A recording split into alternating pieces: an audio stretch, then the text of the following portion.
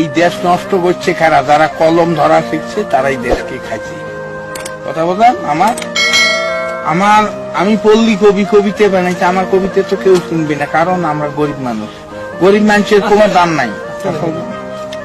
তা এই যুগটা হলো কি জানেন, কেয়ামতের নমুনে জানি কিন্তু মানি না, গোনাগার দুযুগী হবে সে কথাও তো শুনি না। গুন্ডে পান্ডা হারাম কর তারে হলো তোর দিন দুপুরে মানুষ মারে তারে হলো দুনিয়া। কেয়ামতের নমুনে জানি কিন্তু মানি না। সরকারি চাকরি করে, বেতন 5,000, 50,000 টাকা মাসে খরচ দেখি তার, বাকি টাকা কেমনে আসে সে কথা আর বলি না। কেয়ামতের নমুনে জানি কিন্তু মানি না। ডিজেল ভেজাল, পেট্রোল ভেজাল, অকটেন ভেজাল, পদ্মা মেঘনা যমুনা অর্থাৎ কোম্পানি ভেজাল।